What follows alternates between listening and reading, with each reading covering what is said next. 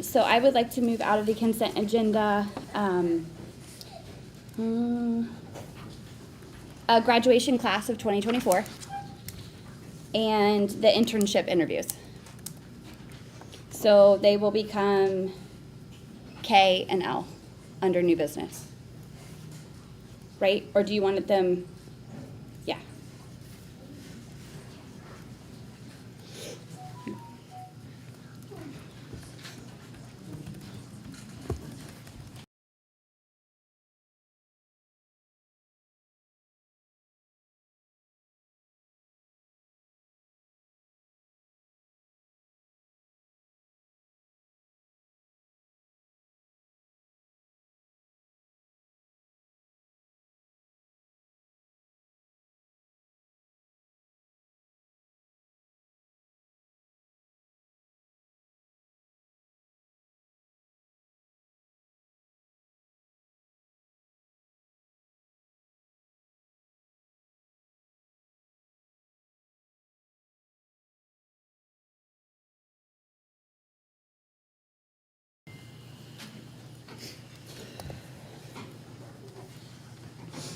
Do you need a motion for that? Nope, there's no motion.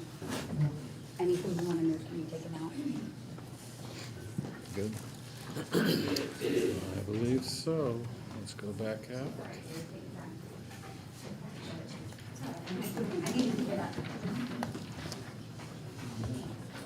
I appreciate it though. Did I steal somebody's pen though? Okay. Maybe I'll make Dave run over and grab it.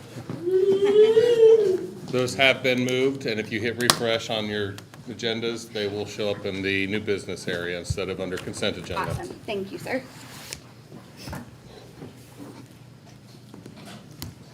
All right, any other discussion? All right. Hearing none, we'll go ahead and vote on the approval of the agenda.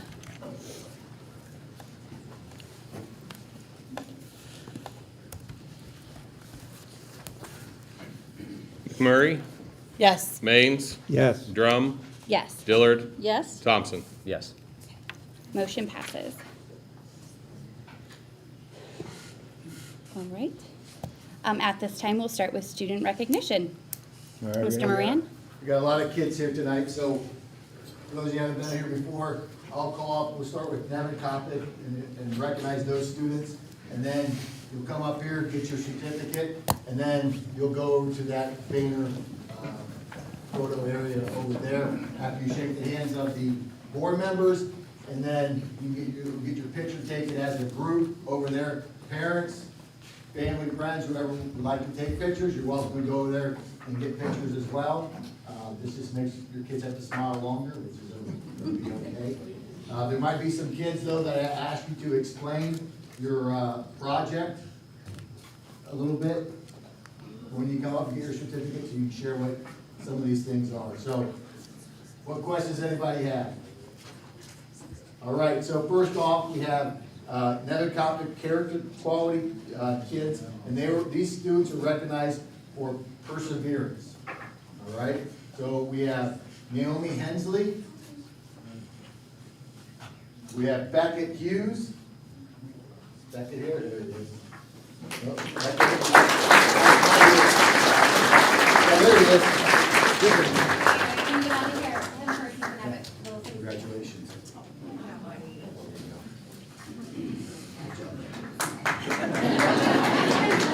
Yeah, get your picture taken.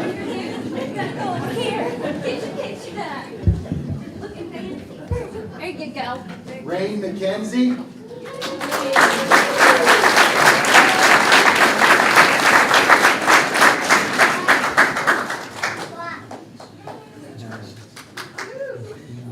Good job, Rain. So happy. There you go. Lucas Ray. Lucas here. And then Lucy, and I hope I pronounce, is it Ressor? Lucy Ressor, she's in the back there. Very good.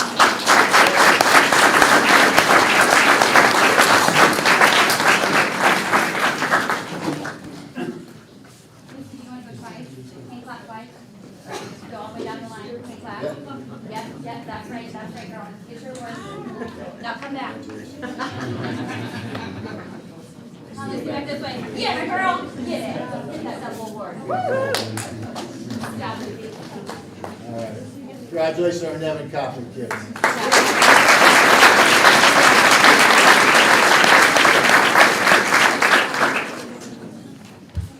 At Broadway, we have 4 students. These students are recognized for different things. So Caitlin Keplinger, she's here. She was recognized as being a positive influence in her 3rd grade classroom. She's encouraging to her classmates, kind, hardworking, respectful, and responsible.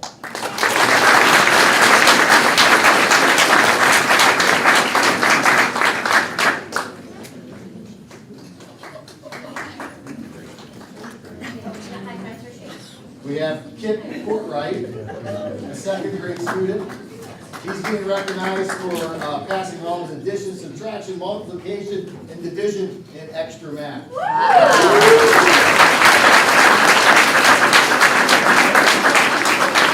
your dad did say he can take after your mom. Is that right?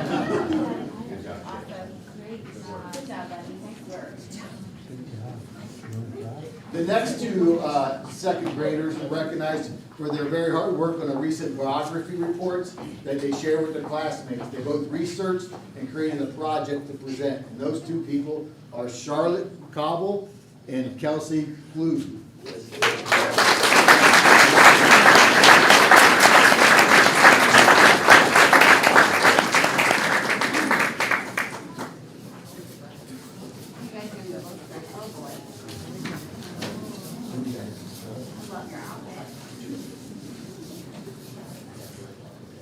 And what did you do your project on? What was your book report on?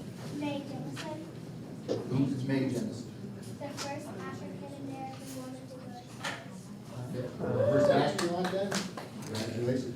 And your report was on who? Sacagawea? And she is a? She helped with and Lewis journey So she was an American Indian who helped explore the West with Lewis and Clark, is that right? All right, congratulations.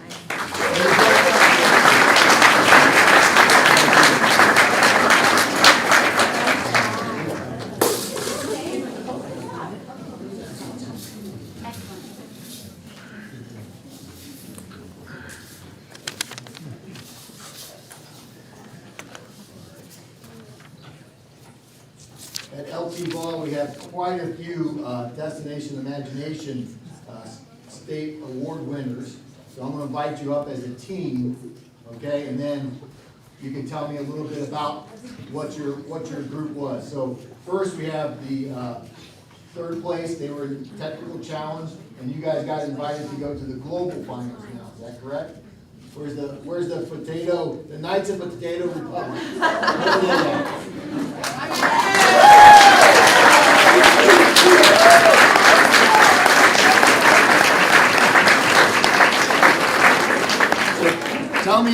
Tell us about, who wants to share what the Knights of the Potato Republic are all about? You've been nominated. You were voluntold, okay. Yeah, pretty much. So for our technical challenge, we were given a challenge, how long ago? Like 7 months ago?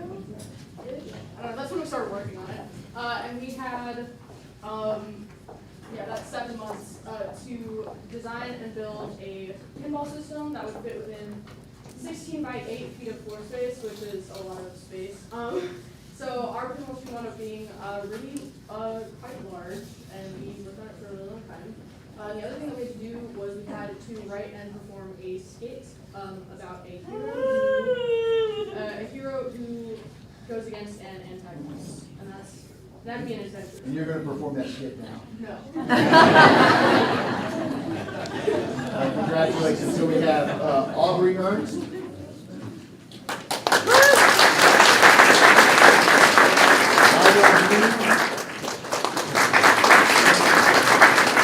Logan Rupp. Audrey Jackson. Henry Randley. Addison Simmons. And Eleanor Van Oss. When are the global finals? Late day, but Late day. yeah. If you guys make it. So we did make it, but I don't know that we're going to be able to. Too much money in it. And it's where? Well, it's like the week before exams, so. You don't want to miss exams. Congratulations, go get your picture.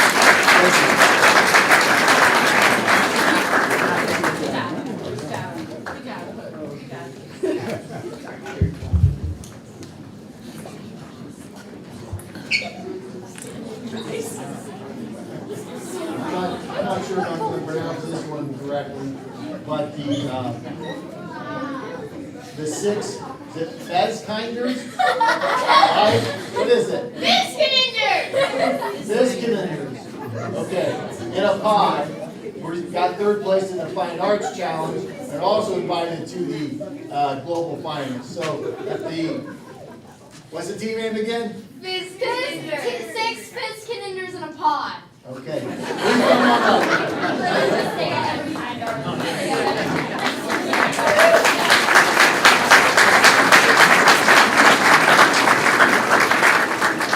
And you brought your trophy? Yes, all right. So who'd like to explain your guys's? It's very complicated. That's probably way over my head. I think Hold on.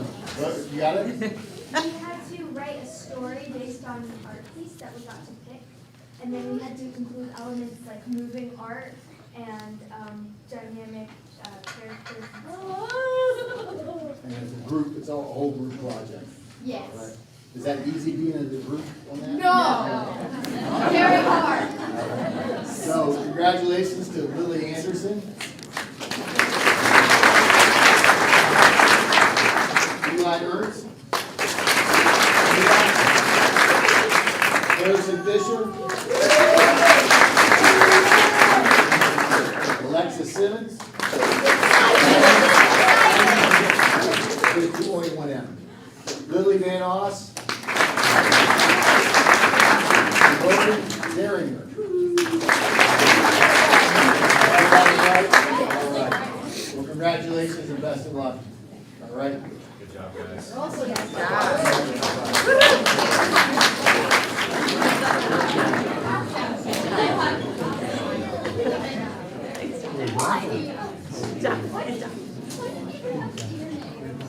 And last but not least is the Pinball Pirates.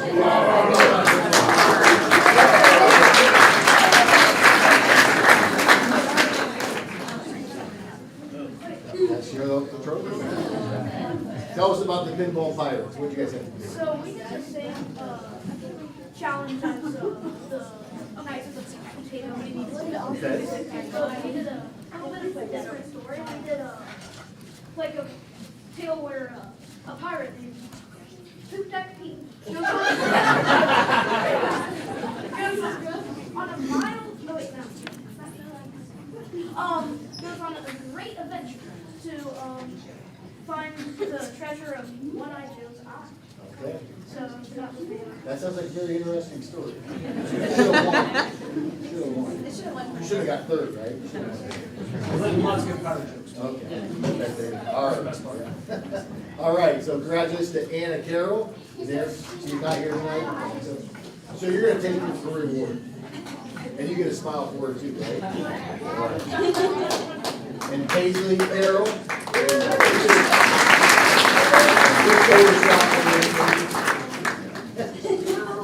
Yeah. Dylan O'Meara. Arthur Lambers.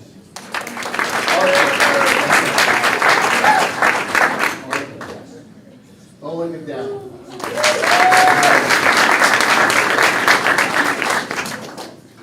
What's wrong with me? All right, go get your picture taken, guys. Again, congratulations to the Pinball Pirates. Kid man, programmers. Yeah, Karen, so pretty, your pictures over there with your kids. All right, we got some rock stars of the week, of the month, from the middle school, and they had a couple different characteristics. One was perseverance. So we had Lane Buxton, Tessa Julian. Tessa here?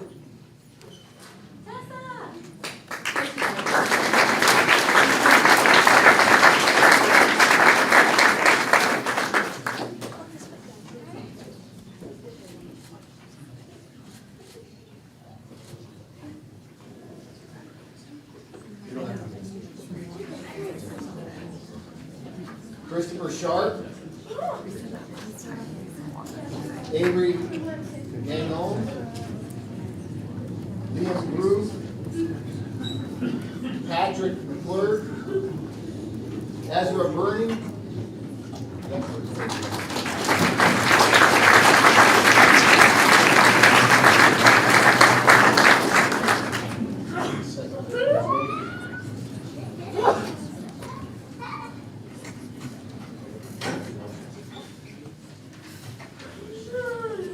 Chase McCormick, and Carson Schultz. Carson?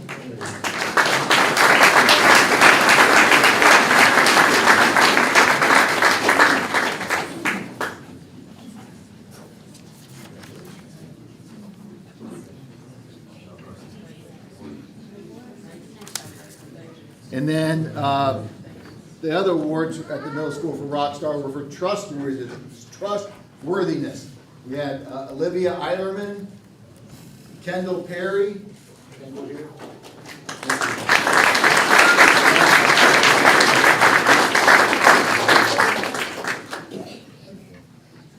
And Gabriella Hood. Ella Hood. Ella here.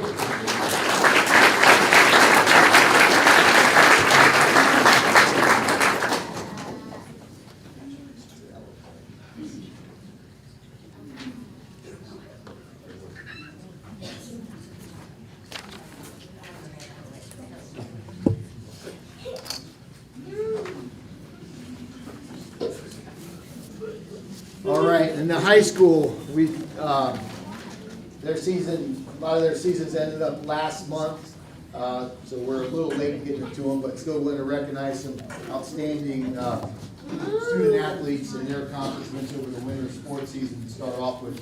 So the swim team, we had a lot of girls from the swim team that qualified for the state meet. We had Avery Anderson. Not here? Okay, we have Gracie Ganger. Gracie here? No. Elena Jacobin. Elena's here.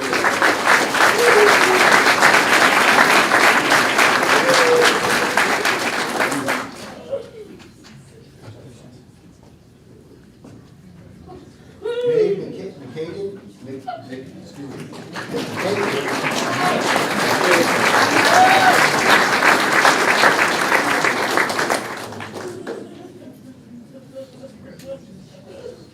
Abigail Poffenberger.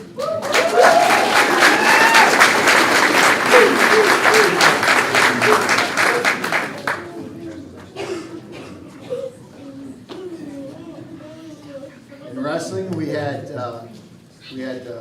state qualifiers, Colin Isaac. Or he's here. And Trent Thompson. And then we actually had state champion and Emma Hanrahan. I don't think she's here either. So congratulations to the wrestling.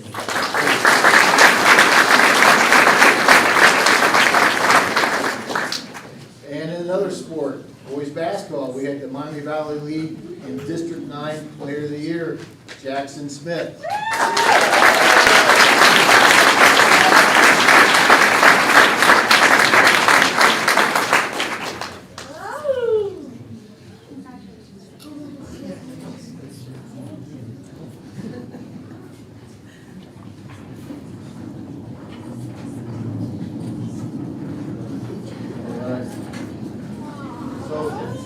Franklin B. Walters.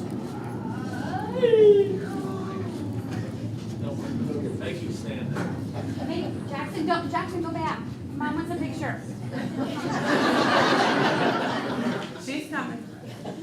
So the Franklin B. Walter Award winner is the one representative of all seniors in Miami County. And Evan Cheshire was selected in all of Miami County to be the.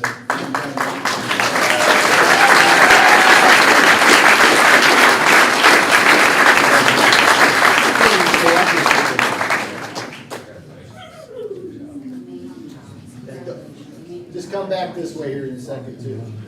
So, also winners of the Excellence in Education Award winner, we have students that are recognized for that. We have Lita Anderson.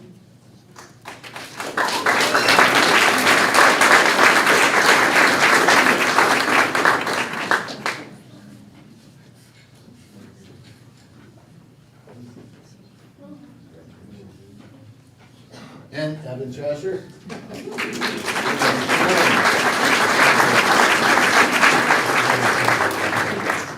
We have Sophia Karabashkikov and Ellie Wable.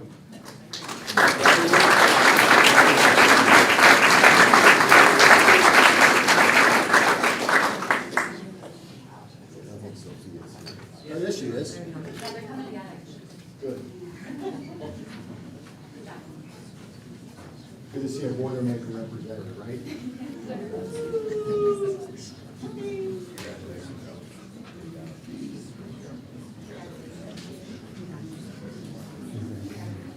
And also, we have two students that earned,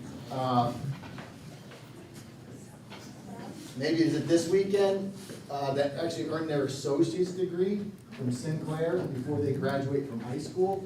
So we have Lita Anderson, after she gets done taking the picture there.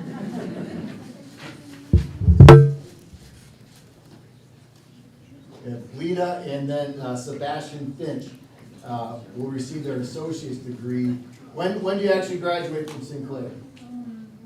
May 3rd, okay. So you got a couple more weeks of being here.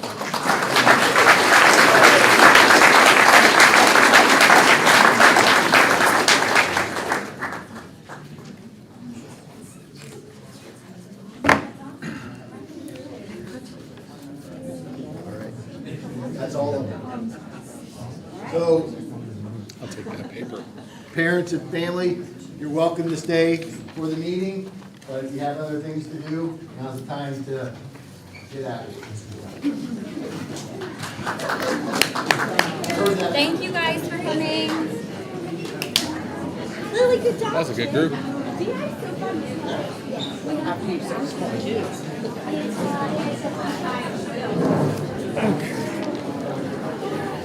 Bye, Lily.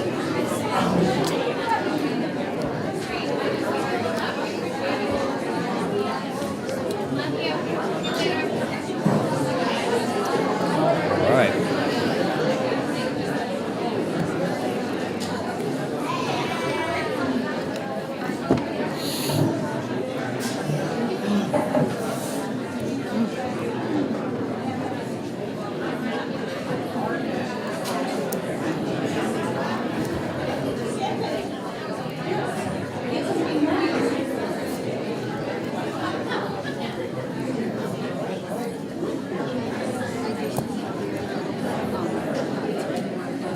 Okay.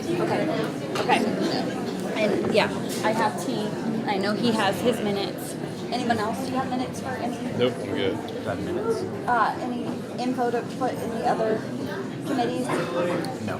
No. Ange, do you have any committee minutes? Okay.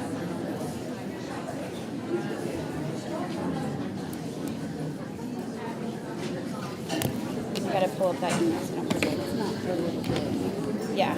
Well, it reminded me. I printed it off and left it at home. It's fine. Everything's fine. Okay.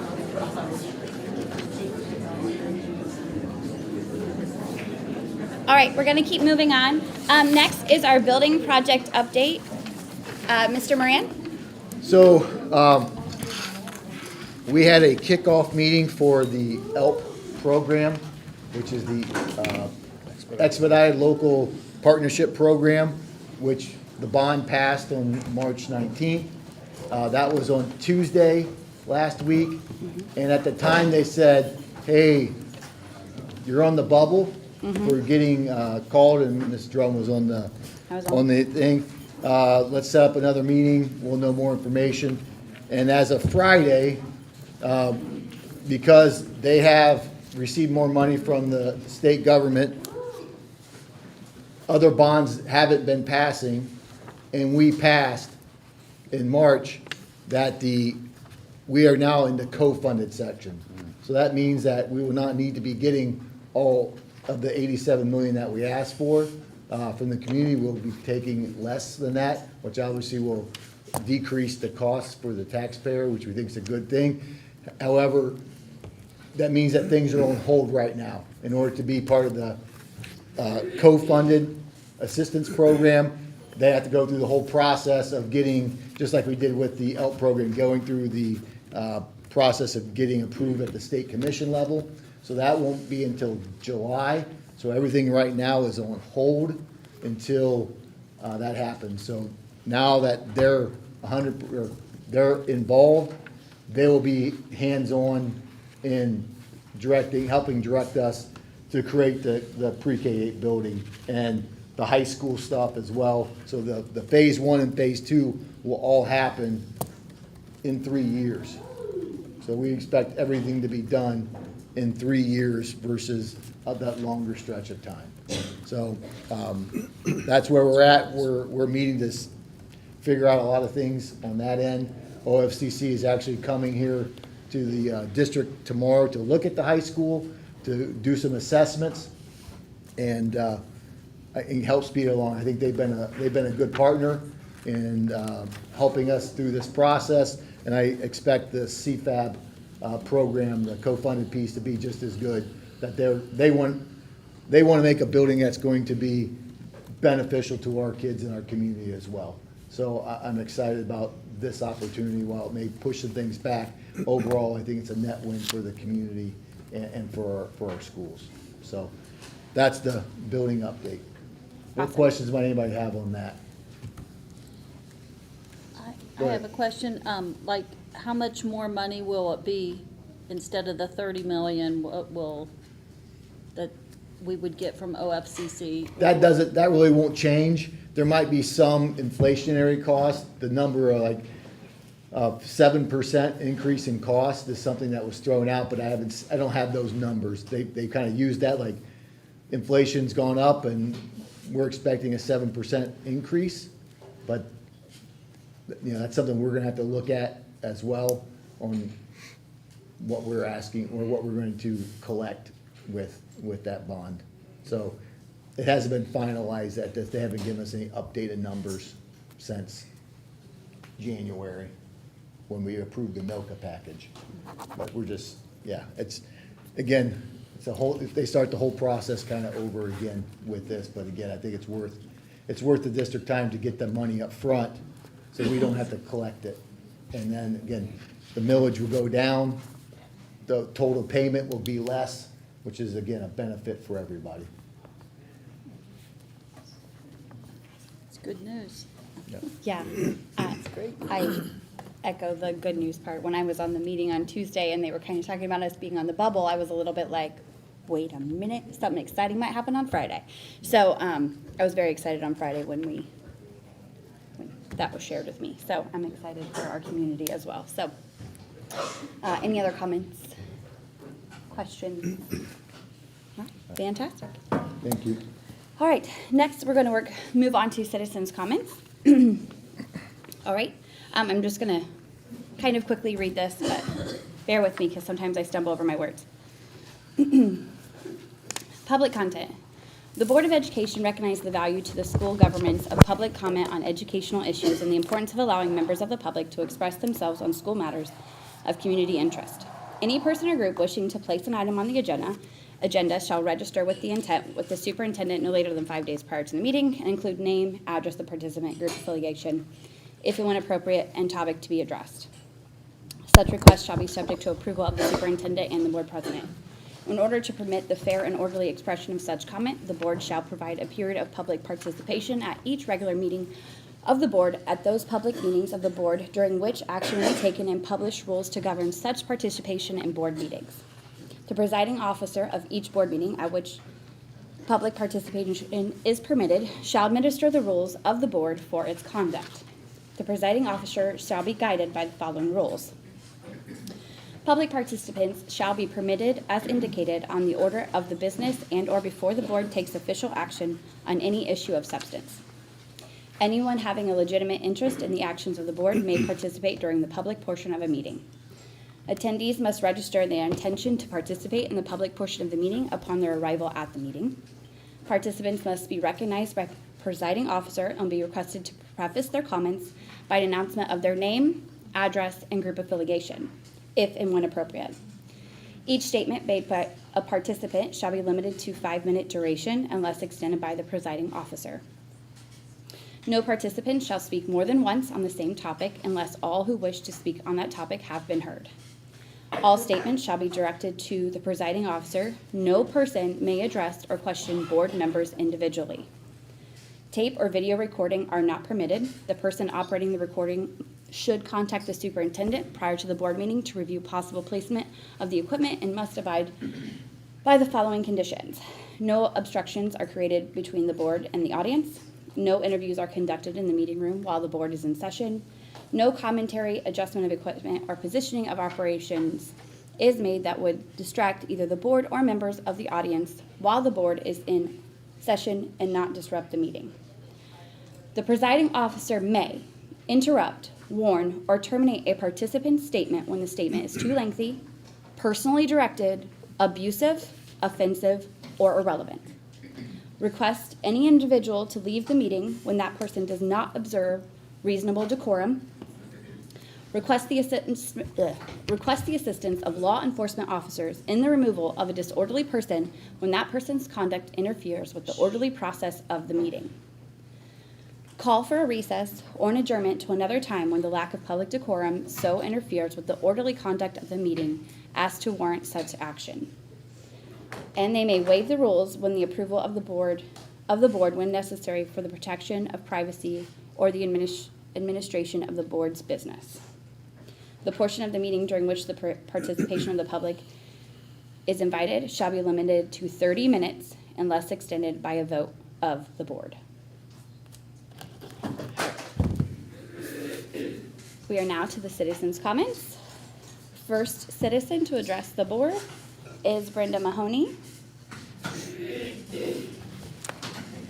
Teachers, please stand.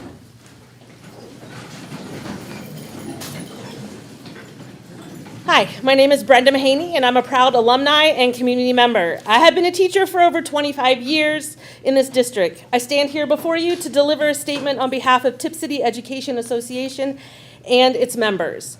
10 years ago, teachers sat in front of the board to warn about implications of changing our pay to a merit-based system and continuing the step in education freezes. We predicted we could lose 20% of teachers, and we were correct. That fall, we lost 24% of teachers to other districts and new opportunities that valued their education, time of service, and high-quality skill set. Losing high-quality and capable teachers was a setback to the district that took time to overcome. After this, teachers organized, realizing that our collective voice can make a difference. Upon organizing Tipp City Education Teachers Association, also known as TCEA, we set our mission to keep excellence a tradition. That is our ethos, our guiding light. Today we are faced with a difficult situation. 5 school days after passing a bond levy, a time that should have been one of celebration, it was announced that we would be cutting 18.5 teachers. To put that in perspective, that is approximately 13% of our teaching staff. Compare that to Centerville, who is going through a significant financial crisis, including 2 failed levies, and are losing less than 4% of teachers. There is a growing sense that other avenues to budget cuts were not explored, and this drastic cut will force a similar mass exodus and talent drain to the one we experienced 10 years ago. TCEA understands that we must be fiscally responsible with taxpayer money and that we must rein in spending. However, we also recognize that teachers play a pivotal role in students' academic and emotional success and growth. In the classroom, teachers are what's best for kids. Our track record speaks for itself. Through COVID and uncertainty, and leadership turmoil and turnover, student performance has remained steady, and our report card has been at the top of the county and area schools. Even last week, THS was awarded the coveted 5-star award for performance from the Department of Education and Workforce. This is due to the steadfast dedication of teachers, the investment the community made in low student-to-teacher ratios, and the district's commitment to quality educators. Our foundational purpose is to keep excellence a tradition. Therefore, we must ask why. Why 18 and a half teachers? Why so suddenly? Why cut teachers while simultaneously adding new positions that do not have the data to support their efficacy? In the past, staff have been the last cuts made. Why is it now the first cut mentioned and explored? We hope that the board and community are asking these questions as well. Thank you.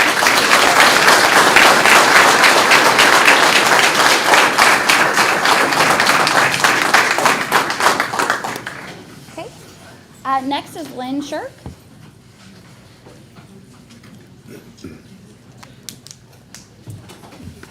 Thank you. I'm here tonight as a concerned citizen. I was a teacher for 36 years in Tipp. I graduated from Tipp. Give you a little bit of my background. I totally agree with everything Brenda said. I was here when 10 years ago when that happened. And we lost a lot of good people. And I'm afraid we're going to lose more good people because of what's happening now. I don't feel like there's any reason to rush into these cuts. You didn't get here in 1 year. And I don't think in a couple months you can get out of being in debt. That's the first thing I need to say. We were told when we got this new board, new superintendent, that you were all concerned with transparency. And a lot of the community isn't feeling that way right now. And I urge you to consider that. Be transparent. You knew what was going to happen before the levy even came to vote. I do truly believe that. I don't know for 100%, but I do truly believe that. These kinds of things don't happen overnight.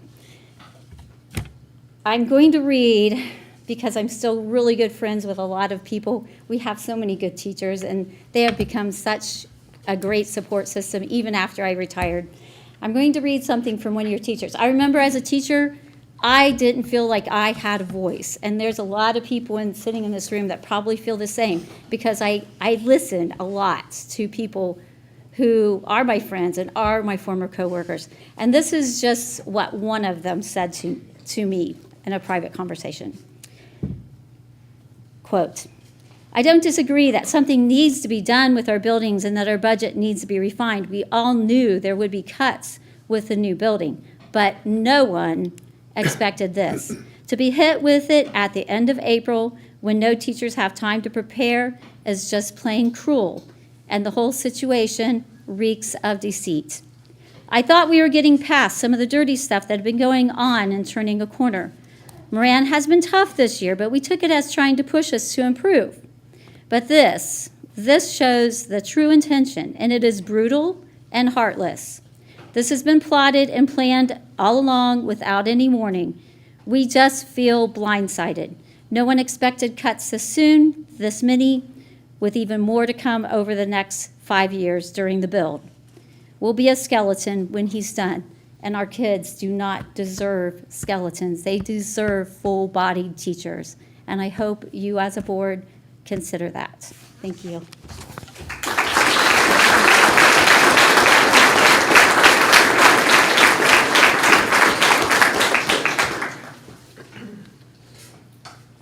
Thank you. All right, next is Don Watson.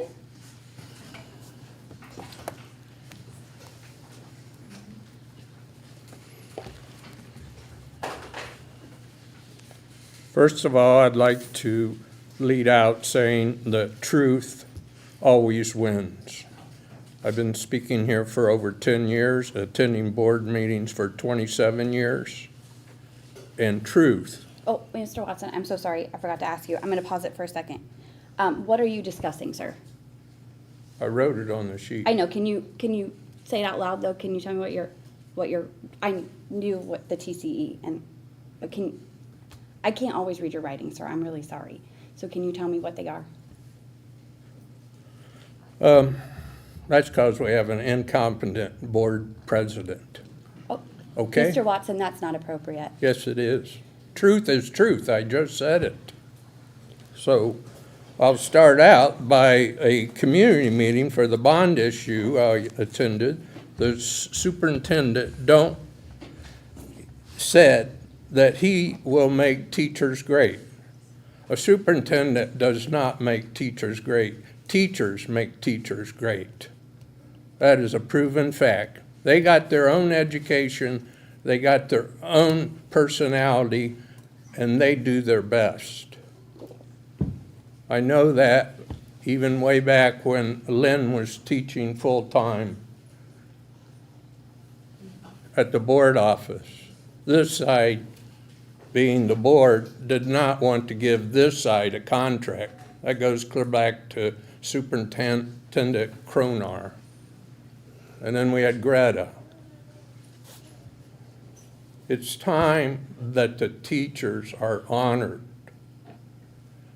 and get rid of the fraud superintendent. I was in banking. I know what fraud is. And you don't keep a fraud person on staff and promote him. You get rid of him when you're having a cut. Inappropriate is another word. I use my dictionary in one hand, my Bible in another hand. So I know what the words God said says. The real Webster meaning. Inappropriate has come to Tipp City's board and staff in dress. I worked at a bank.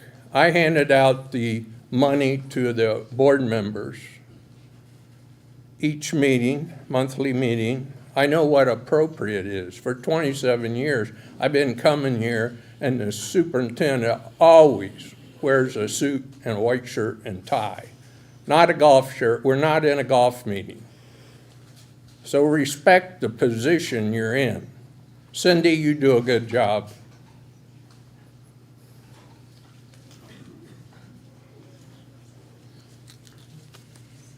Now we come to the dirty laundry. I don't call it dirty laundry, I call it adultery. But one night on the stage at the high school, in my face, I saw dirty laundry from the vice president of the board. She ran back, had an inappropriate miniskirt on, and it flew up, and I saw dirty laundry. That is pathetic.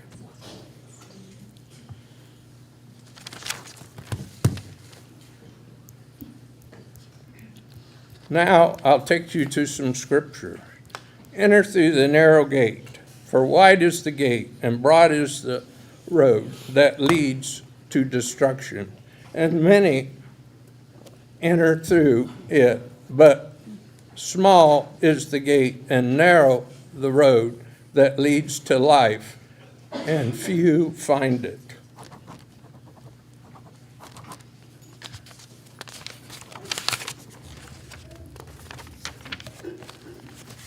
I would also speak asking when the bids for an architect are coming out. I had a copy of the pre-bond issue with Garmin Miller. They did corrupt. They said they would not be involved in the bond, but they were. We got proof of it. And the Yes Committee paid them $300 for advice. That's against the law. So I think it's time for corruption to stop in Tipp City. And I applaud the teachers because they are the ones who encourage our children day by day. Thank you. Thank you, Mr. Watson. Next is Kathy Bone. Hi, Mrs. Bone. How are you? Okay. Good. You ready? Yes. Oh, Okay. wait, 1 second. I'm sorry. Hold on. Let me restart my timer. I apologize. Okay, when you're ready, darling. Okay. I didn't come really here to talk about the teachers that are losing their jobs tonight, but I do have to say that I do support all the teachers and the staff here, and I think the board should as well. But I am going to talk about something that occurred at a school, Tipp City. Some of these places may sound familiar, some may not, but they all have one thing in common: Red Lake High School, Marysville Pitchuck High School, Santa Fe High School, Oxford High School, Columbine High School, Sandy Hook Elementary, Marjorie Stoneman Douglas High School, Robe Elementary, and Uvalde, Texas.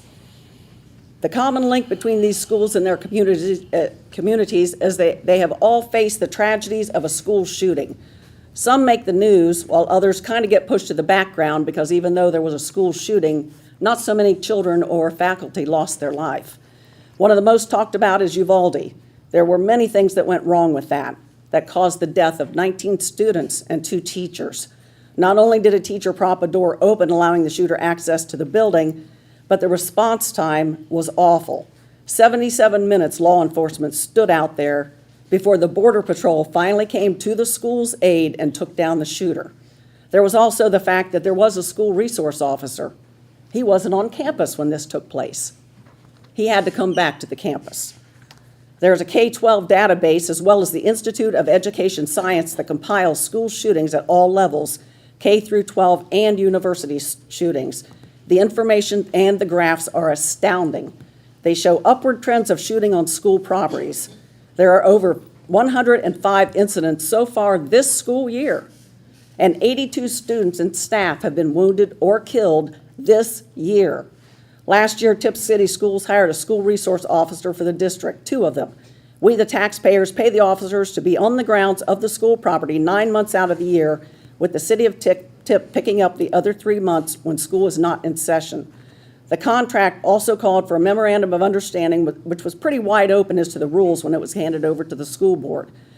Fortunately, we had 2 past board members that picked through that contract and straightened it up so that the school's kids, the students, would not have their FERPA laws violated. It also said the SROs should not investigate or be involved in investigations or allegations of criminal or delinquent conduct by district students occurring off of school premises and not occurring during school activities.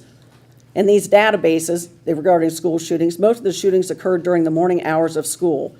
So what happened in Tipp City on Monday, February 12th at approximately 12 a.m. or 10 a.m.?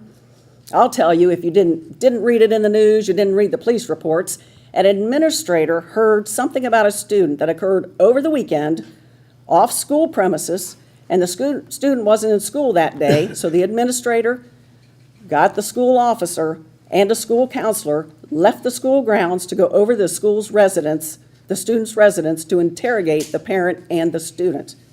After the incident, the juvenile prosecutor felt there wasn't enough evidence to file charges against the parent or the student. This was overreach by the school. If anything were to happen, it should have been the administrator calling the Tipp City Police to respond to the residents. Not only did this administrator forget his duty to all the other students in the building and the faculty, but he also got a counselor involved and took the school resource officer off of the school property. This case, in case you didn't hear me say before, was at a heightened time of the day when most school shootings occur. Nothing happened that day at the schools, and we can only thank God for that. But what if? What if? How would the administration and board explain that to the community? Sorry would not be the appropriate answer. The board's duties and responsibilities in this memorandum of understanding is to notify the police department chief whenever the board observes or otherwise becomes aware of any fault or deficit in the service of or any non-conformance to this MOU. If nothing else, that officer needs to be reprimanded reprimanded and reminded of the MOU and the rules. He should have warned the administrator of his job, and the police department should have been called to handle this. I would also suggest that the counselor be reminded of her job at the school and that she as well as the resource officer 20 can, I'm not done, and stand up to the administrator when he or she is asking him to go outside the purview of her job or contract. I also suggest the administrator that put the students and the faculty in harm's way be fired. You, as a school board, have been made aware of this policy violation.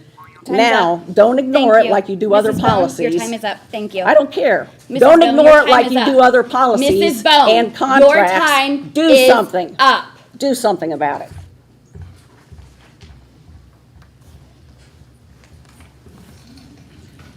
Okay.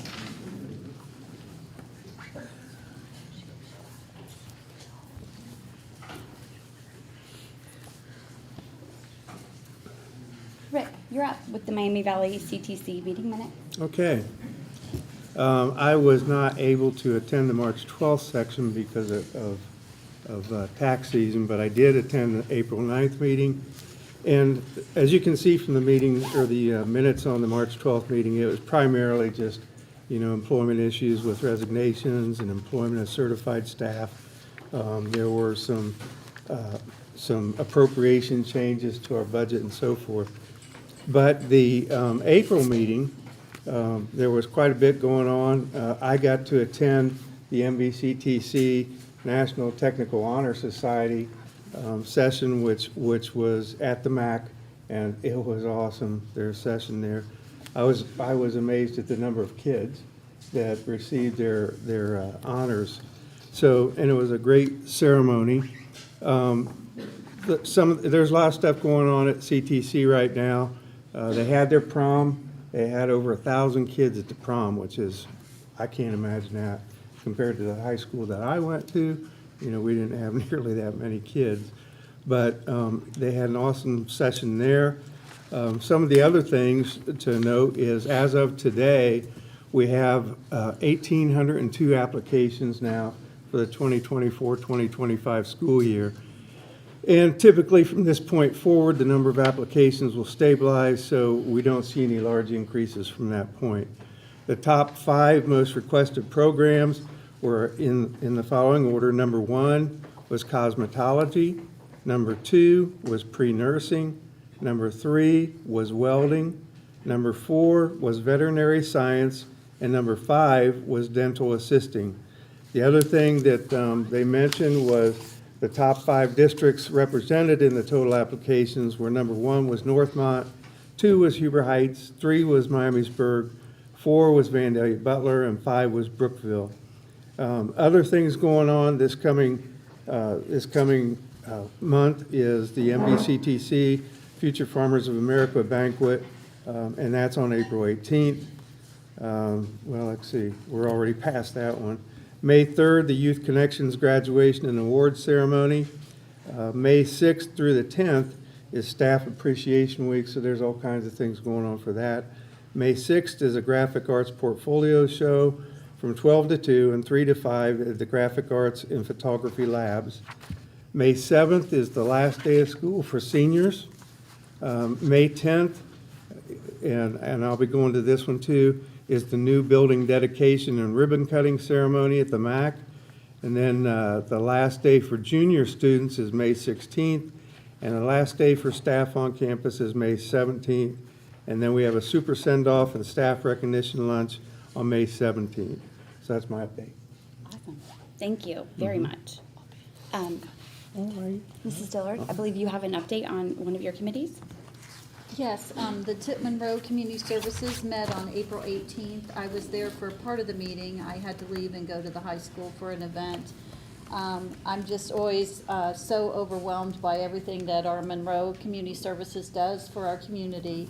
The purse auction, they made $21,000. They did not have to pay for food this year, so that really helped out. Normally, that's a $3,000 expense. And just if people don't know, the purse auction, the proceeds go for the Lunch on Us program for the summer. And over the summer, they serve over 6,000 meals. in the summer to our youth and families here in Tipp City, and it's a huge need here in our community. They're also in full swing planning for the playgrounds that run at the park. They go from June 10th through August 2nd, and that's a lot of fun. That's been going on since I was little. So they're also in the process of writing grants to secure more money for different programs. And if you're not involved with Tipp Monroe Community Services, I would encourage you to volunteer some way. They do an just an amazing amount of things for our community. Awesome, thank you. And then I have an update from Tipp Educational Endowment. So the Tipp Educational Endowment Teacher of the Year nominations will be opening in the next couple of days. So there should be announcements coming from principals in the Friday update. Just a reminder, this is an award for students and families to nominate a teacher or somebody in the district that they feel has really made a difference or been the teacher of the year for them. This is different from recent awards that were from peers, which were the ones that you guys just had, which were really nice. I liked seeing all of your nominations and things like that from your peers. That's pretty awesome. Let's see. And then I'm not allowed to share the list, but never mind. Just kidding. Okay.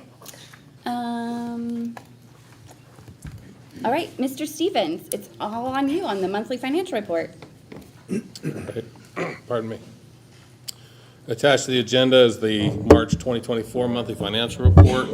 We can see that we have reconciled and our cash balances and all of our bank accounts are listed.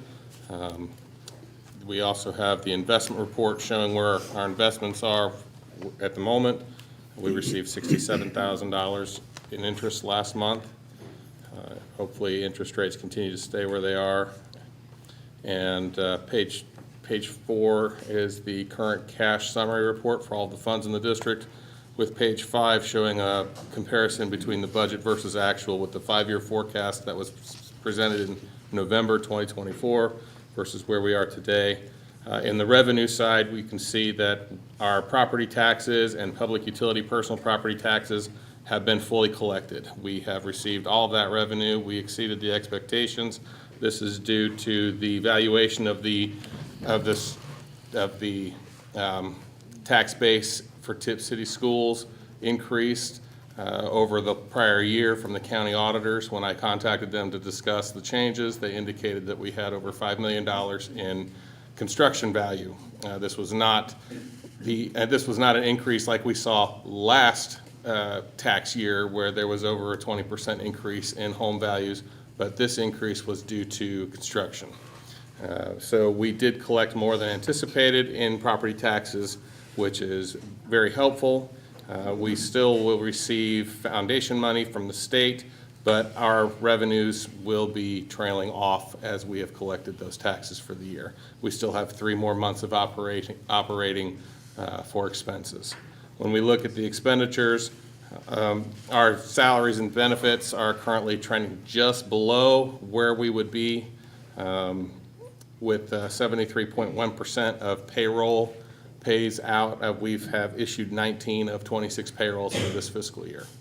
And so we are currently sitting, it's 73.1 was the target, and we are at 71.1 for payroll and 73.6 for employee benefits. The remaining expenditures are trending lower than the operations at this time, which also does help out, but with the bottom line, but we are still anticipated for deficit spending for the fiscal year.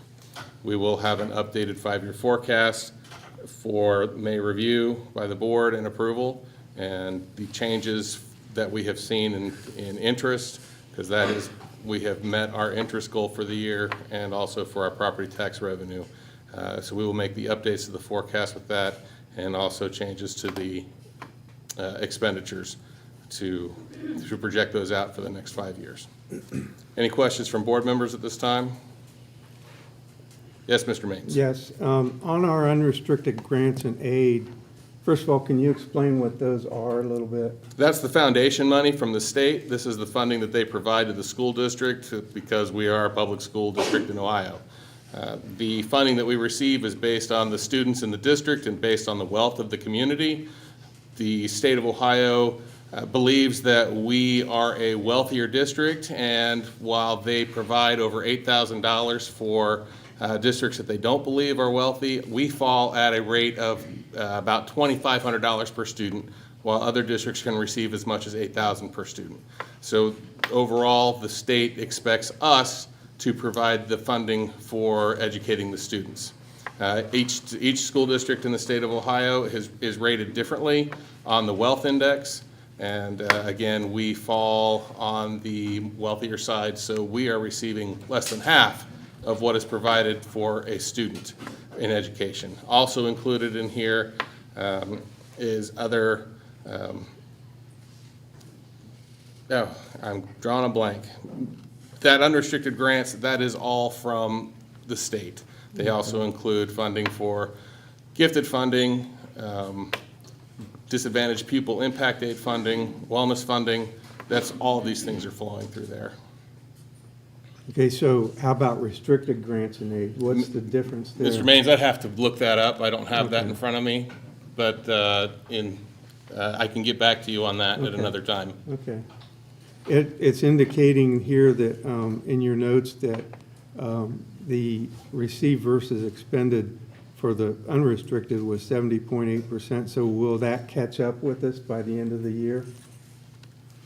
Where we'll be up to 100%? We have not received all of our homestead and rollback funding. That's what's also in unrestricted, homestead and rollback. So that's a timing of payment issue. We only receive that twice a year. You'll see that payment in April, which should push us up to where we want to be. Okay. Yep. All right, thank you. Yep. And the reason we're down in restricted grants and aid is because we have not received reimbursement from the state for catastrophic costs.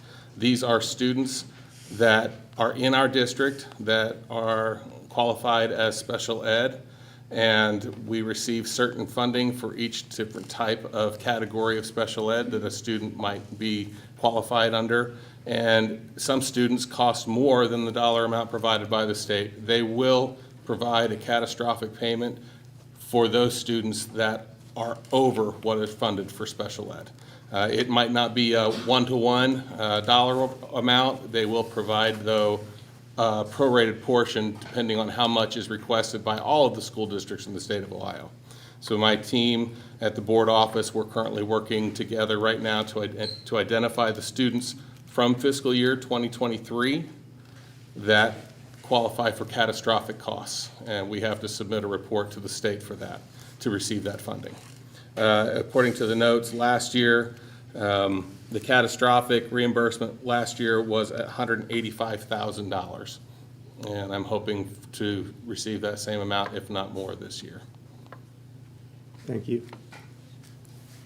All right, anyone else? Question? All right, thank you, Mr. Stevens.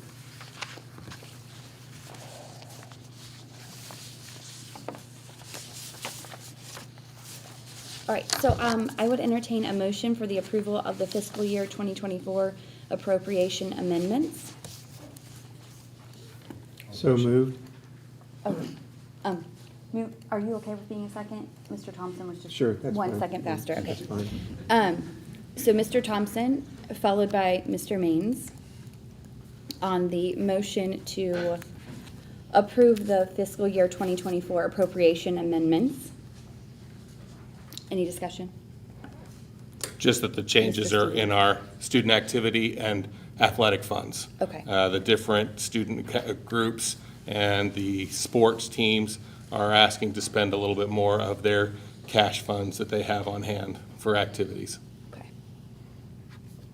Thank you for the explanation, sir. Any other discussion? All right, hearing none, we'll go ahead and vote on the motion for the approval of the fiscal year 2024 appropriation amendments. Thompson? Yes. Maines? Yes. Drum? Yes. Dillard? Yes? McMurray? Yes. All right, motion passes. All right, next we're moving into consent agenda. Just a reminder that we don't have to have any discussion on consent agenda. So at this time, I would take a motion to approve the consent agenda items listed below, which includes prior meeting minutes from March 19th, Prior meeting minutes from April 22nd, resignations, substitutions, leave of absence, Stagecrafters 23-24, driver physicals and drug alcohol testing, Neola, 42.2 winter 2024 policies update. It's our second and final read on that. Overnight and out-of-state trips, John and Dory Springer Family Fund gift acceptance, Schroeder Tennis Center donation acceptance, and the Tipp Foundation grant acceptance. Do I have a motion? So moved. Moved by Mr. Maines. I'll second. Seconded by Mrs. McMurray. And we will go ahead and vote. Maines, Yes. McMurray, Yes. Drum, Yes. Dillard, Yes? Thompson. Yes. All right, motion passes. All right, next new business, letter A, is the 2024 school calendar revision. At this time, I'll take a motion for the approval of the revised 24-25 school calendar. Can we go back for a second to the, So we have to put the motion on the table first, then we can have discussion. no, I meant to the consent agenda. I just wanted to thank people for the You donations. can go ahead and just say that. We received a couple donations, and I just want to say thank you. Very generous donations. Yes. Let me see if I can pull this up. We have a Schroeder Tennis Center donation and a John and Dory Springer Family Fund gift For music. donation. And science. And the then Tipp Foundation. Yes, thank you. I forgot to say that, so I really So- appreciate that you reminded me. Thank you. Thank you. Thank you. Okay, thank you guys very much for that. All right, so now I would entertain a motion for the approval of the revised 24-25 school calendar. I'll move. Moved by Mrs. McMurray I'll second. and seconded by Mrs. Dillard. And the table, oh, wait, yes, and now it's open for discussion. I have not had a chance to review this. I was until midnight last night reviewing the other versions. But I've been in meetings all day today, so I have not had a chance to really dive in to this version. So I don't know if I feel comfortable on We can table it. voting Yeah. as is right now. Because I was looking at all of the other versions until midnight last night, emailing the discrepancies on the calendar and the highlighting and the dates and things like that, so. Yeah. Mrs. Dillard, did you have anything you wanted to say about it too? I think that maybe tabling it would also be something that we should maybe think about until there was some confusion about the calendar, and we did get updated versions, and just for all of us to be on the same page with it. Yeah, That'd be great. okay. Agreed. Okay, I do want to say one thing, though. I know there's been a lot of discussion about the entire district with the 2-hour late start. That is no longer, I don't want to put words, but it's not going to be K to, It's just a 6:12. it's just 6:12 will have 6:12, that just- delay. yeah. So I just wanted to make that clear, that that's, And I also noticed on this updated version that the Wednesday before Thanksgiving was put back on Yes. as no school, because that was one of my previous concerns. yeah. And the Smart Start is still staying. It's just adjusted this year as well on this current draft. Yep. Okay, so, Mrs. McMurray, did you want to make the, Can I make an amended motion or Yeah, just- table? yeah, I'd like to make a motion to table the approval of the 2024-2025 calendar as revised. okay. And is there a second to Mrs. McMurray's I'll second. tabling? Okay, second to Mrs. Dillard. All right. Any discussion on tabling this and discussing later? Would that apply to both the 24-25 and 25-26? We'll move both Yeah. of those. I will amend the motion to include 24, 25, 25, 26. 25, 26,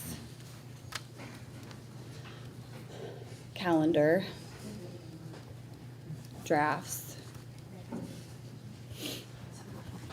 and put them on the table. Table them. Table, I just have to write this out. I'm sorry, guys, hold on.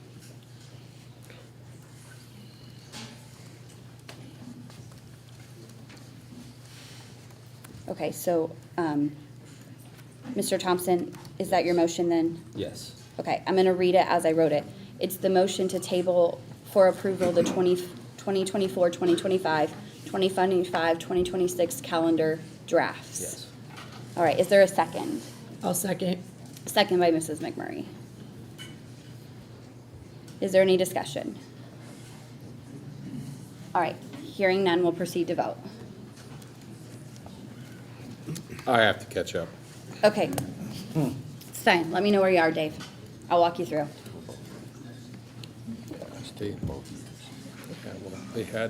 They had somebody motion and second for just this one. Yeah, so first motion and second was McMurray and Dillard. Yep, but we changed it, Then we changed it, and then so it they wanted to was, table it instead, same motion to table. It was right, was McMurray and Dillard. McMurray.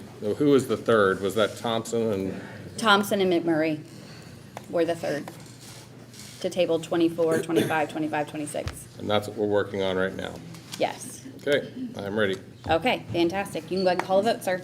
Thompson, Yes. McMurray. Yes. Dillard. Yes. Drum, Yes. Maines. Yes. All right, motion passes. We will table both the 24 and 25 calendar.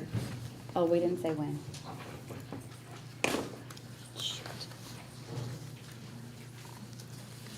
Was 25, 26 included in that motion? It was, Okay, yes. good.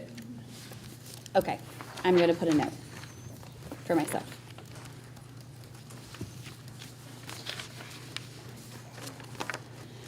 Okay. All right. All right, next is the, because now we're at C, so we tabled A and B. All right, next is the, a motion for approval to suspend policy 1415 and 4415 until July 31st of 2024. This has to do with severance pay.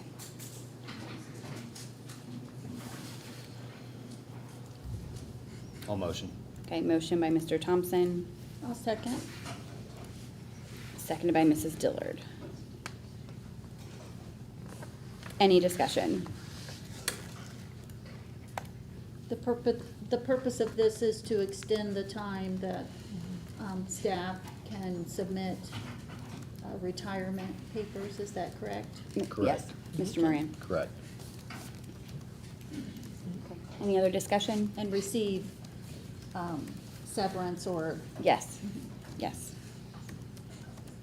All right, hearing none, we'll go ahead and vote. Thompson, Yes. Dillard, yes? Drum, Yes. Maines. Yes. McMurray. Yes. All right, motion passes for approval to suspend policy 1415 and 4415 until July 31st of 2024. All right. Next is resolution for severance pay. I would entertain a motion for a resolution that if employee qualifies for severance pay and submits notice of retirement in writing by May 20th, 2024 of their final school year, the employee shall qualify for the Merit Service Retirement Award. I'll make the motion. Motion by Mrs. Dillard, I'll second. seconded by Mr. Thompson. Who was the first? I apologize. Dillard, sorry. Thank you.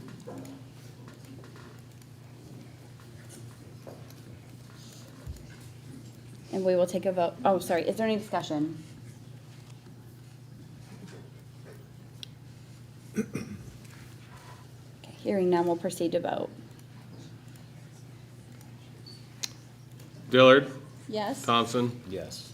Drum, Yes. Maines. Yes. McMurray. Yes. Motion passes. Next, I would entertain a motion for the approval of a resolution to implement a necessary reduction in force due to financial conditions affecting the district. Administrators and a resolution to implement a necessary reduction in force due to financial reasons for non-teaching employees. The public content includes resolutions for the administrator as well as the non-teacher reductions.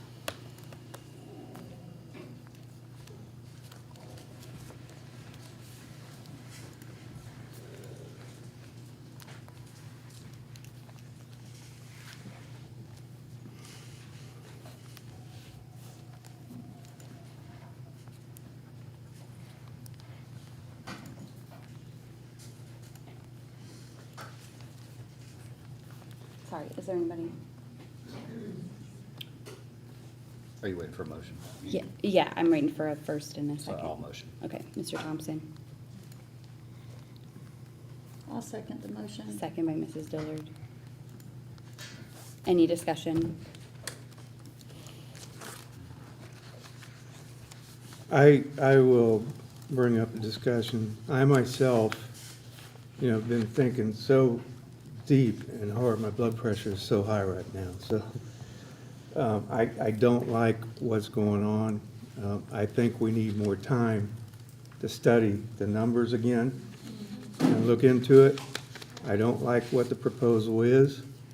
So as far as suspension of any contracts, I'm opposed to it.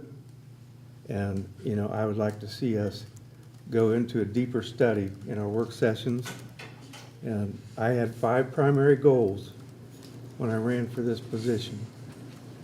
One was to assure that all our children and grandchildren are receiving the best possible education. 2, to support and increase the morale of our teachers and administrative staff. 3, to improve communication with all residents of Tipp City. 4, to continue improving the excellent reputation of the Tipp City Exempted Village Schools. 5, to reunite the Tipp City Exempted Village School Board of Education. Everything else flows from there. That's my statement. I'm sticking to it.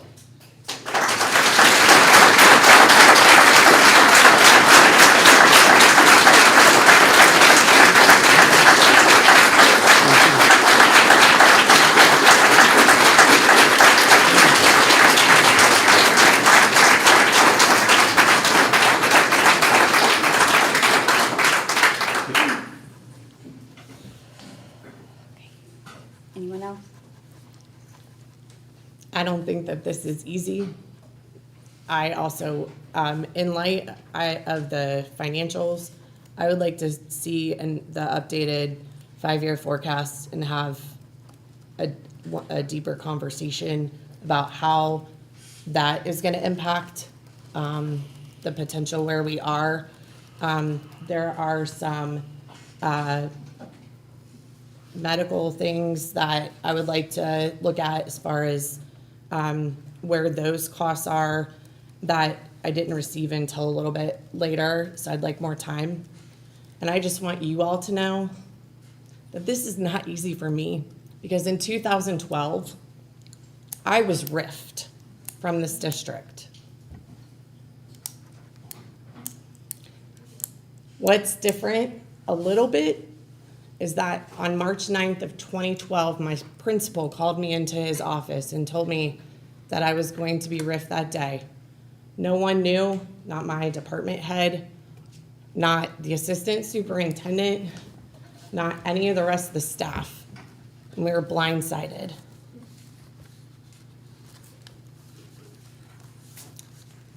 I too made an oath to this district as an alum and as someone whose children are in your classrooms. My friends and my colleagues. What I do ask of you is that you respect us and trust that we are doing what's right. And when I ran, my slogan was, for the kids and for our future. And I stand by that today.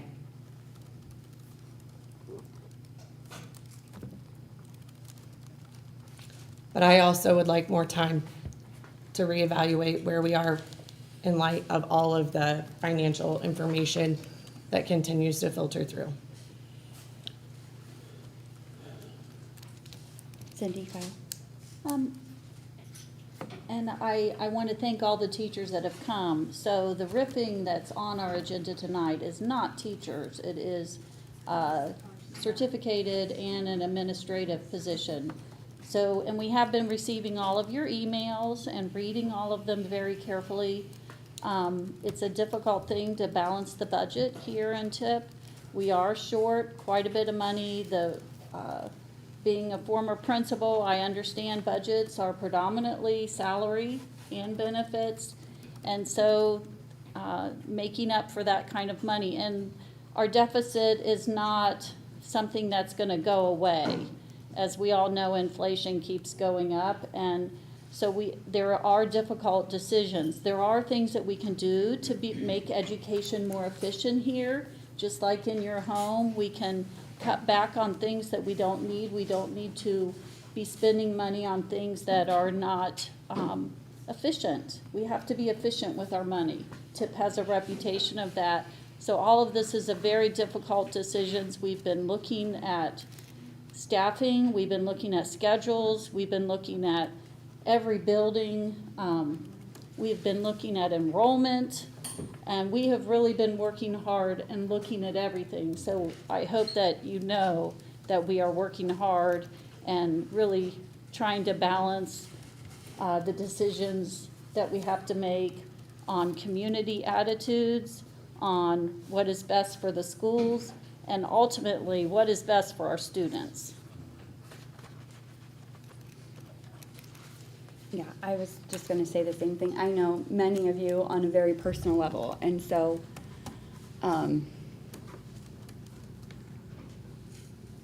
so freaking hard to keep your emotions separate from your responsibilities. When we have combed over these numbers and other things, it's not fun. We don't enjoy it. Things in the past we cannot change. We cannot change how things were presented in the past. We cannot change the numbers we were given in the past. We cannot change any of that. We can only deal with what we have right now. And so we just have to keep moving forward and figure out what we're doing from here.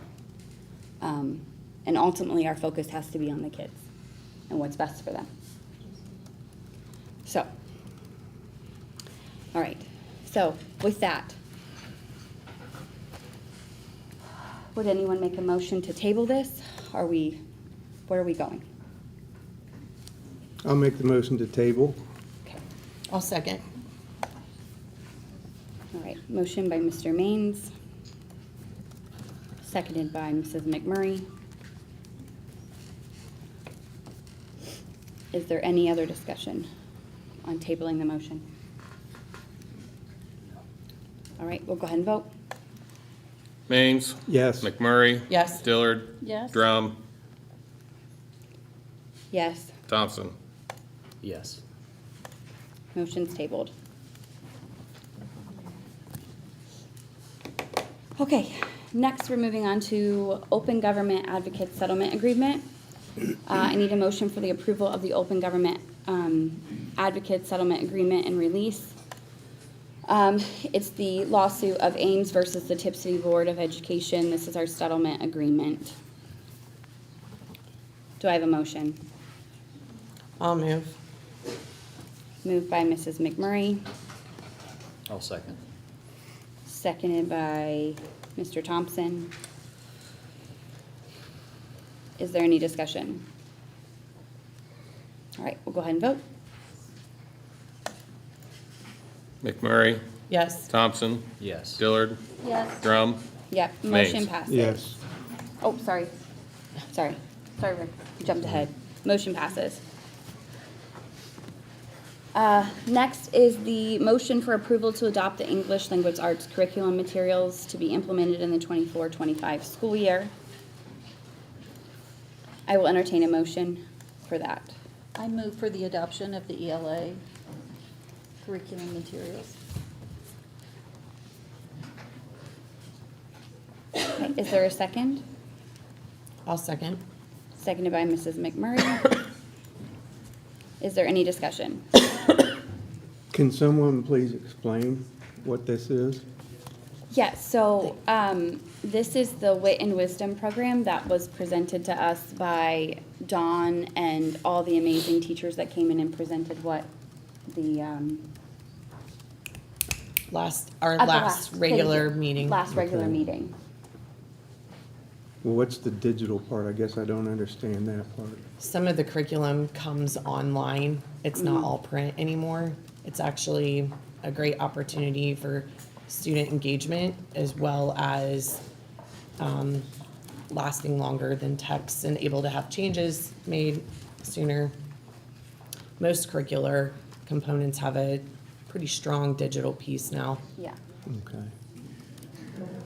I know it's different than when I was in school. That's Yes. the reason I bring it up. Yes. I'm Good still gonna read question. my book. Good question. Any other questions on the English language arts curriculum? All right, we'll go ahead and vote. Dillard, Yes. McMurray, Yes. Drum, Yes, Maines, Yes. Thompson. Yes. motion passes. Okay, next is a motion to approve the, for the, oh my God, words are hard today. I need a motion to approve and move the work session from May 7th at 6 PM to another date due to the academic, what is it? Senior awards. Top Scholars. Top Scholar Awards Banquet is that night. My suggestion, if anyone's open to it, was May 6th, because that is the day before, it is a Monday, as an option instead of doing it on Tuesday, May 7th. So I guess I will make the motion to move the May 7th work session to May 8th at 6 PM at the Board of Education office. I'll make the May 8th or motion. May 6th. May 6th, did I say May 8th? Yeah. Let me try this again. I would like to make a motion to approve that oh my gosh, stop reading this. This is not written right. I need an English major to fix this. I'm gonna come on up and fix this, because, Motion for approval to move the May 7th work yes, session thank you. meeting to May 6th. I will make a motion to move the original work session meeting on May 7th to May 6th at 6 PM. Is there a second? I'll second. Seconded by Mr. Maines. Is there any discussion? I would not be able to make that date, Okay, just as a note, but okay. you would still have a quorum if everybody else could, so Is everyone else good? Sorry, Mr. Thompson, we will miss you. it's okay. Okay, Thank you. all right. We'll go ahead and vote. There's no other discussion. All right.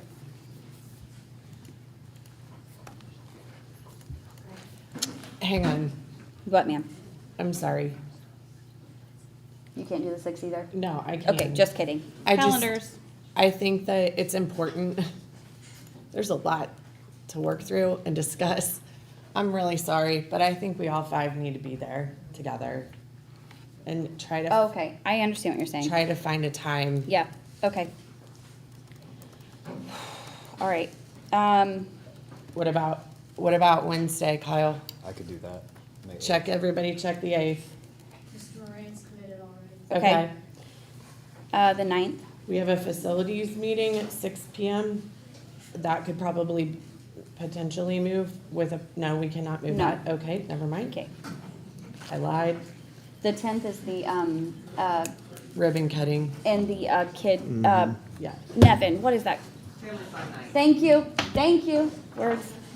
Okay, that's that Could the night. meeting be moved earlier? That's what I was wondering, because On the the following week 6th? I'll be in LA. On the All 6th, week. could the work session be earlier instead of 6 PM? And what's your Could schedule look you like in that? attend a meeting What's earlier? what's it look like? The only thing that we potentially have is a negotiation meeting, but Yeah, it can be moved. Okay, thank you. So I'm wide open. so you're back open on the 6th? I'm back open on the 6th, On the 6th, all day long. Don't tell Kyle my is still boss. not. I'm not if it's in the evening, but if we had some sort of adjusted schedule, I could do it. Could you do 3, 4, Yeah, 4? really anything before 5:30. I could do, which I would need to be done by 5:30, I guess you should say that. Like 3:30, and that way, if any people,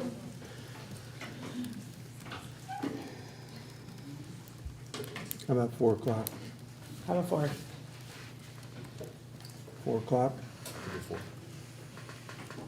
I'll make it work. Can you make it work? I will make it work. Okay. All right, so instead, I'm going to amend my motion to make the work session meeting on May 6th at 4 PM instead of 6 PM at the Board of Education. Any other discussion? Oh, wait, Mr. Maines, will you still be my second on the adjustment? Yes. Okay. Dave, did you get all that? I'm And is good. this meeting Fantastic. being held, sorry, here? It's still, no. At the at board office? Work Okay. sessions are board office. Thank you, just making sure. Okay. You ready for the vote? Yes, sir. This is to move the May 7th meeting to May 6th at 4 PM at the Board of Ed. Yes. Drum, Yes. Maines. Yes. Dillard, Yes. McMurray, Yes. Thompson. Yes. Motion passes. Give me a second, my board docs went away.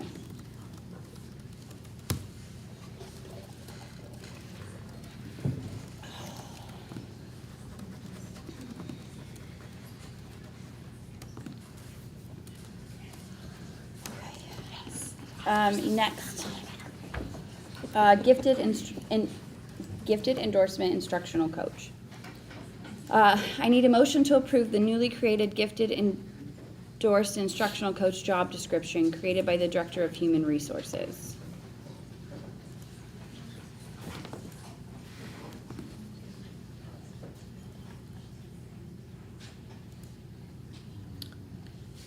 Oh, because it's an instructional position, okay.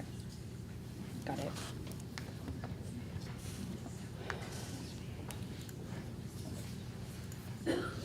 I'll move. Okay, moved by Mrs. McMurray.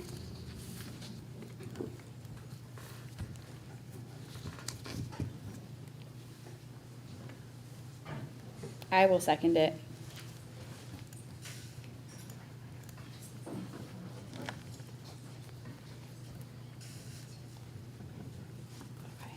Any discussion? Personally, I find it kind of hard to vote on that when we're talking about cutting positions, and all of a sudden we're adding positions.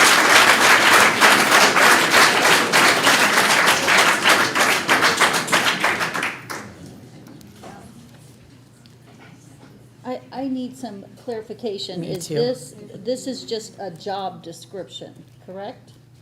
Does this job exist already in the district by someone? Mr. No. Mr. This is Moran. just a job description to post internally, It's a job description? to post internally. Okay, I have some clarification questions. Is this K-12? We're looking at the high school and at the LT ball.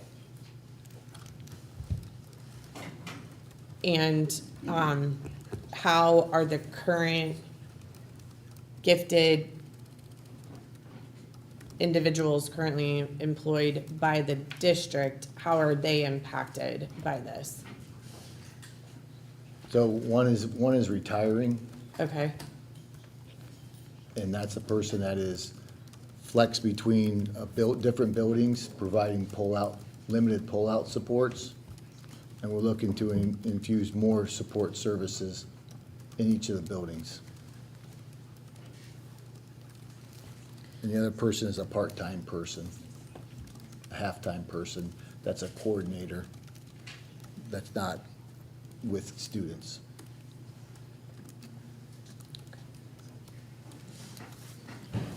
Is there a possibility that this position could be funded by our local ESC? No, I mean, if it goes through an ESC, they have potential for other funding sources to help out with that. But then it doesn't become, then it's somebody that would be hired through them, not through Tipp City Schools. Not our contracted services. We couldn't use our contracted services with the ESC for a position like this. So those positions, if they go through the ESC, are ESC employees. Right. That wouldn't be the case here. It says this is a newly created position.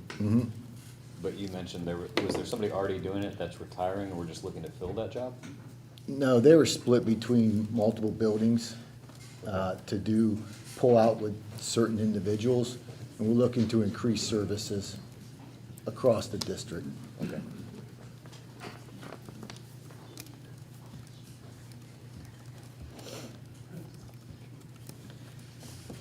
Is there currently anyone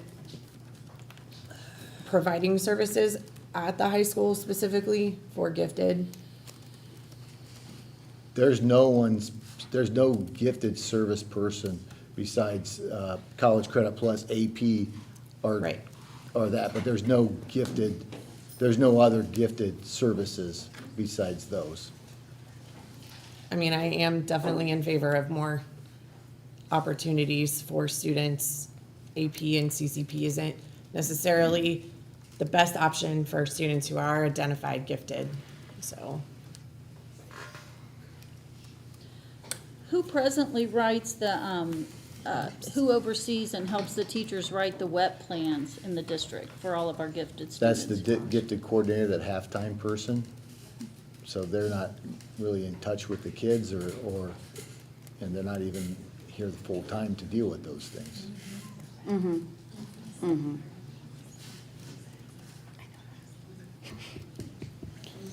Okay, so I just want to clarify, so this position would basically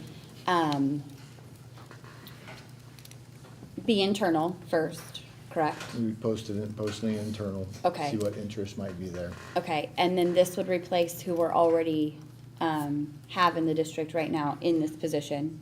So those funds would essentially be the same funds for this, correct? I just want, or around the Yes, same? Yeah, well, 1.5 versus 2, so it's a little more with the 2 full-time positions. Okay, but it's still, okay. Yeah. I just wanted to clarify the thought process of it. So this is for 2 people or 1 person? Amber, Yes, is ma'am. this 2 people or 1? So, I'm confused. right now, Sorry. it's two halftime people, so. Right. No, the- it's a full-time person and a Sorry. half-time person Okay. providing services, essentially K-12. Right, That's who's providing those. okay, We're looking to have one in each building. We have 2 coaches right now. Carrie Hake with the instructional, she's pretty much gonna be focused with the reading portion still and helping that roll out. But we'd like to provide support here and at the high school for that to increase. okay. Adding a position. The other 2 aren't gonna happen. Already there. Okay, so we're just trying to get all this down, okay. So, I feel like I need like my chips or something. So if you have 1 position, but she's retiring, that is gone. Correct. Should be The replaced? half-time replaced by whom, sir? I don't know. We're trying to figure that. We're yeah. trying to figure that out. Yeah, okay, keep going. And then the half-time person is not employed currently by the district. No, she They are- is. Oh, She she is. is She is. employed by the district? Yes. Okay. As the gifted coordinator And who will, does the paper. and will that position remain with this? No? No. Okay, so we're taking 1.5 and replacing it with 2. 2. 2, okay.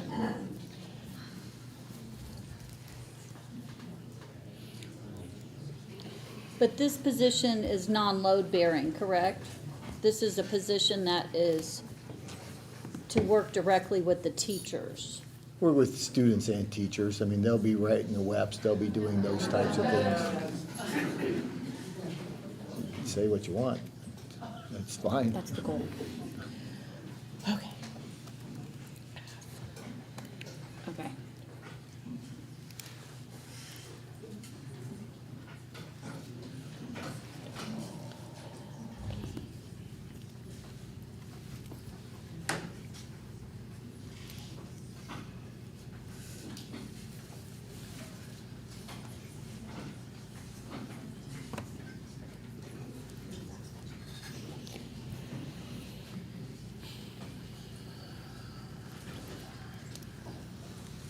I mean, it's okay to table, it's not. I know, don't- I'm still just trying to like all process right. through all of it. It's not Yeah. that big of a deal. Oh, I think my confusion, and I apologize. If you need more time to think about Yeah. it or ask I thought questions, it was then one ahead. replacing the 1.5. I did too. So I think I got confused I on thought it was like just a 1, and then we get the A half 1. back, and I didn't know this was 2. I apologize. Yeah. For that Okay, misunderstanding. so let's table this too. My bad. So we can discuss it more and then figure out how to best work on this too. All right. Anyone motion to table it? I'll motion to table the gifted endorsed instructional coach until another time, please. I'll second.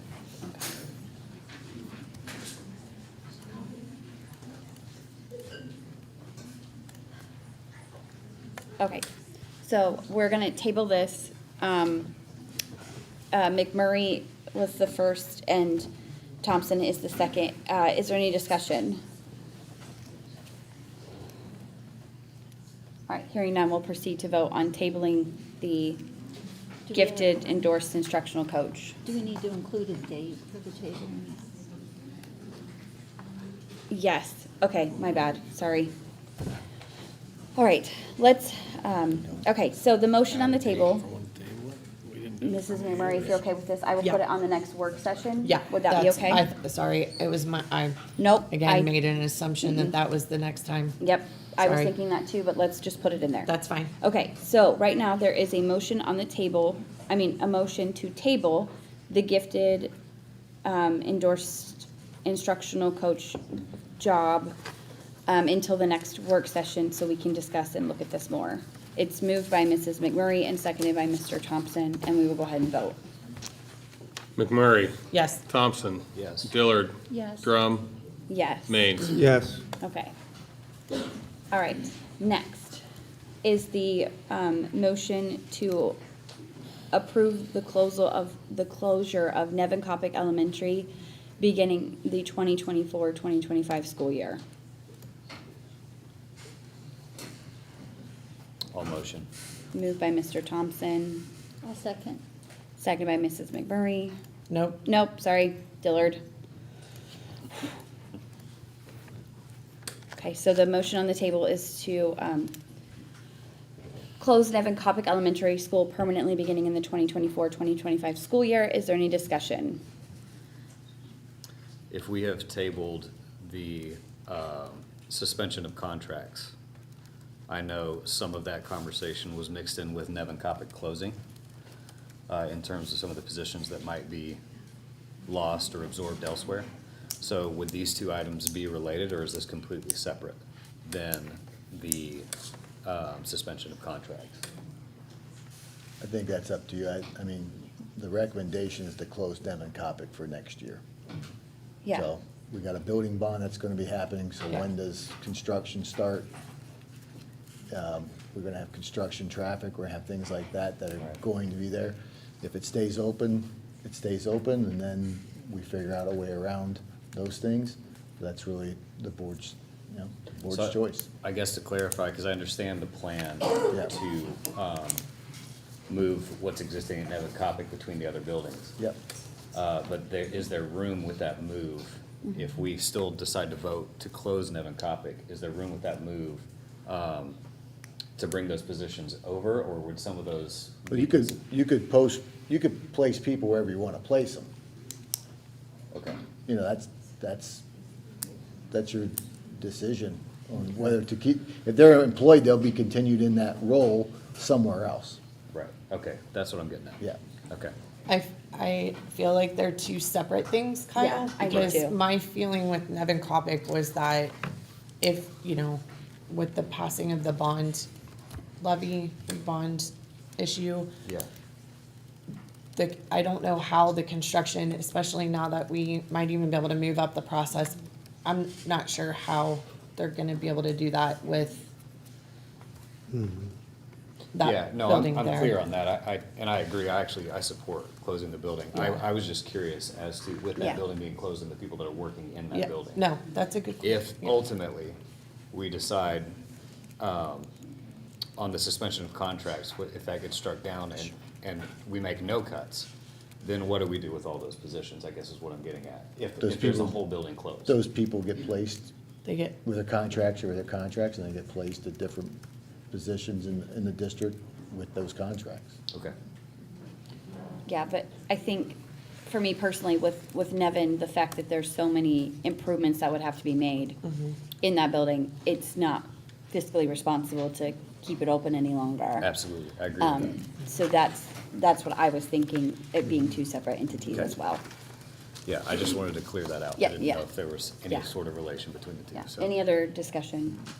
I agree. I think the building should be closed. It doesn't make sense to spend money on repairs and then to have the building empty if we're moving forward faster with the state. With the new building, we can get that process going faster.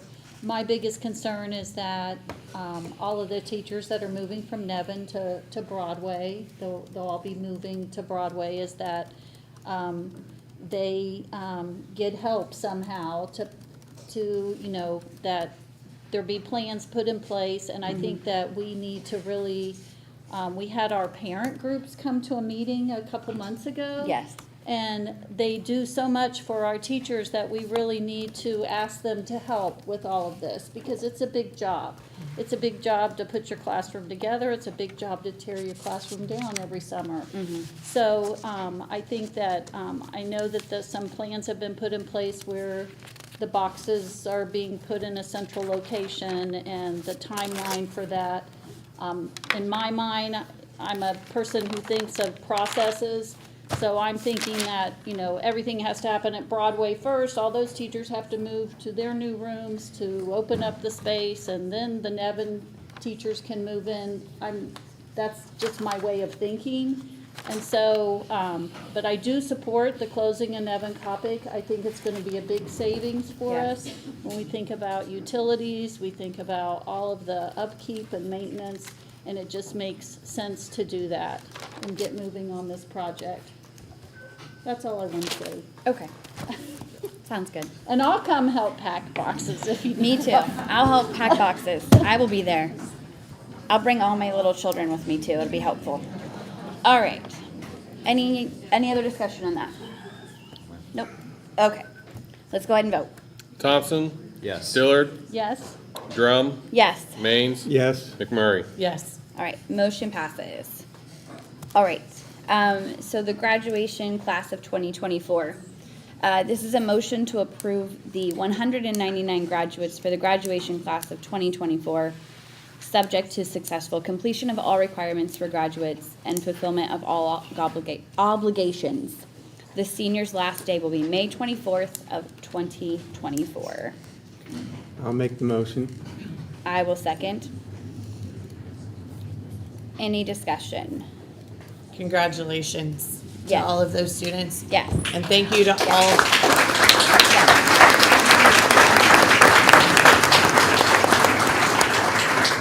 And thank you to all the educators that got them to this ending Yes. point. Thank you, guys. May their futures be bright, and may they not have to live in, Yes. That's why I wanted to pull it off the agenda, like off consent. I really wanted to be able just to say, like, good job, guys. Like, graduation feels like it takes forever, but now you got college. So, or whatever. or whatever. Yes. Life is ahead of you. So, congratulations, though. I'm very much looking forward to graduation. That's my favorite job of being on the board is seeing all the kids and everyone's so excited and so. Anyway, all right, we'll go ahead and vote on that. The approval of the 199 graduates for graduation, last day, May 24th. Maines. Yes. Drum. Yes. Dillard. Yes? McMurray. Yep. Thompson. Yes. Awesome, motion passes. All right, next was the internship interviews. Motion for approval to authorize the superintendent to interview for 6 summer internship programs, 4 IT and 2 custodial in partnership with the Strategic Ohio Council for Higher Education, also known as SOCHE, utilizing the Ohio High School Internship and the Miami Valley Internship Academy grants. Okay. Okay. I'll motion. You'll motion and I will Yep. second. Any discussion? I will. I've had a chance to work with Cassie Barlow and her team throughout the western entire portion of the state of Ohio on this initiative. And I think it's phenomenal that we're looking to our own student population to fill the necessary needs for the district, but also to give them skills that they can use for the future in whatever endeavors that they have. And the fact that this is not inevitably going to be cost prohibitive for the district, it's just a win-win all around. This is gonna look great on applications and resumes for those students. And so I'm very excited. There are a lot of local districts that are adopting this, and it's just a wonderful program. I'm very proud of the district for even being here and entertaining this motion. Yeah, that's, sorry, anyone else? That's part of the reason I wanted to pull it, is I wanted people to understand what it was. I Yeah. think sometimes when things are put on the agenda, you don't always understand what they do or how they help, and I feel like this is one that really needed to be highlighted. So thank you, everybody who worked on this. I think Mr. Moran and I'm not sure who else brought it to us and things like that, but I'm really excited about this opportunity for our students, so. All right, we'll go ahead and vote. McMurray. Yes. Drum. Yes. Dillard. Yes? Maines. Yes. Thompson. Yes. All right, motion passes. All right, at this time, I would entertain a motion to move to executive session for purposes authorized under Board of Education Policy 0166 and ORC 121.22 G1 to consider the employment of a public employee or official. All motion. Motion by Mr. Thompson, I'll second. second by Mrs. Dillard. Is there any discussion? All right, hearing none, we'll go ahead and vote. Thompson. Yes. Dillard. Yes? Drum. Yes. Maines. Yes. McMurray. Yes. All right, the time is now 7:54, and we will head to executive session.